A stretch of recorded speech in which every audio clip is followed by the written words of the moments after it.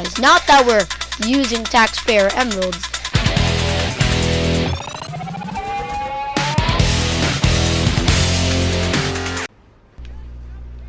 Hello everybody, my name is Nordic, and I would say that Battlefield is a pretty great game. Why, you ask? Well, I'll tell you why. It's just an all-around good game to play. I have fun with it every time that I play. And why is that? Well, the first reason that I have is because it's just really fun to play. You actually feel like you're fighting a large enemy. You're fighting an army. You're not just fighting a squad of 12 people. No, you're fighting an army. And why is that? Well, because you can spawn on teammates. And why does that make a difference? Well, because usually your teammates are closer to the battlefield than not. Even snipers are usually closer to the battlefield than the default spawn points. The default spawn points are usually used for when you're completely squad wiped, or you want to spawn in a vehicle or a tank. And the next reason why is because you just feel like you get a lot of kills. Even if you don't, you feel like you get a lot of kills. And why is that? Well, I'm not sure. You just feel that way. Or I'm just really bad at counting how many kills I have. And I just really like the mechanics of this game. Because you can build the fortifications, and that makes a huge difference because you can create basically your own terrain to fight on. If you're on defense, then you usually create barbed wire, tank traps, and cover to help you defend against the enemy. On an offense, you will usually not be building defenses, but if you're trying to defend in an objective where the enemies are relentlessly throwing themselves at you, then it's a very welcome thing. And I like each class individually. I like assault, medic, support, and sometimes even sniper, but usually I'm annoyed by them. Not all the time, but sometimes. And why is that? Well, assault can help you get kills or bust through defenses or destroy vehicles. Medic is, well, medic. He gives you bandages and revives you if you're down. Support gives you ammunition and is usually somebody wielding an LMG or a shotgun wielder, but most likely an LMG. And snipers can help you get to the battlefield faster by providing you with spawn beacons. But the reason why I get annoyed by snipers most of the time is because you can't really do anything about snipers unless you counter snipe them, avoid them altogether, or find a way to get close to them. And even then, there's most likely going to be an AP mine somewhere that'll most likely kill you because they got a couple of shots off on your way there. And the reason why I like to play this game so much is because there's different variations of each class that I can play. Now, what I mean by that is there's like subclasses. So with assault, there's not really a subclass besides maybe using an auto-loading rifle. But with medic, you can be a combat medic where you just go for kills and use the medic's increased regeneration and infinite bandages to your advantage, while also taking his high rate of fire SMGs into consideration. With support, you can be an HMG, sitting in a place and shooting the enemy, an LMG, being a more mobile, high rate of fire target, or being a shotgun, charging into the enemy, point blank, and gunning down anybody that gets in your path. And sniper actually does have different playstyles. You can be an actual sniper, use the boys AT rifle or the new 38 tank destroyer to destroy vehicles or just destroy players. Or you can use the pistol carbine and just spam out enemies with the pistol. And that's kind of why I like the game, but I more like the game because of its mechanics and its maps. And I'll get more into the maps right now.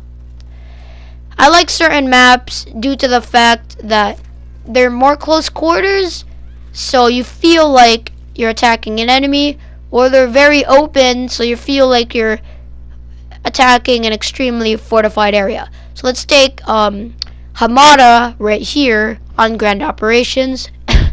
You need to climb these brutal hills in order to get where you need to go.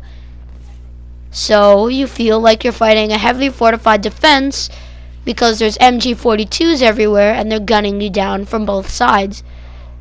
Or take a map like Rotterdam, where you feel like you need to force your way through a choke point by shoving as many bodies in there as possible. That is also something that I immensely enjoy, feeling like you're fighting a greater enemy. Because there's more than 10 players in each Battlefield match, unless you're playing like Squad Conquest. There's like usually 32 to 30 players in each game. Now, in Squad Conquest, that's a different story. But let's take Combat Under Pressure as an example. I like to play Combat Under Pressure and Grand Operations because Combat Under Pressure feels like you're fighting a huge force, and Grand Operations makes it feel like you're fighting a real war because the progress of each day carries on to the next day, and if you tie, it is a grand clash on the final day. Now, on the first day, you almost always have to destroy artillery with the bombs and jump out of a plane. And on Norvik, I don't know, that one like map, that one map in Norway or something, that is a very tight map because there is a bunch of AA cannons, and while those are supposed to be AA cannons, they can probably use it to shoot you because they're on ground level and sometimes you're on hills. Now also you need to watch the trees because there are usually a couple of Allied or German soldiers hiding in the trees with shotguns or SMGs waiting for you to leap out. And on to the next point.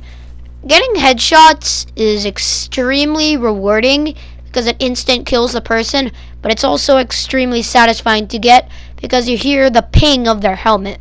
Because when you shoot them, the bullet goes straight through his helmet, and then you hear a loud and really high-pitched ting. And that's extremely satisfying. You can also see whether you get a headshot because the skull on your screen is either a white skull or it is an orange skull if you get a headshot, like right on screen. And like right there, I just got a headshot and you heard the high-pitched ting.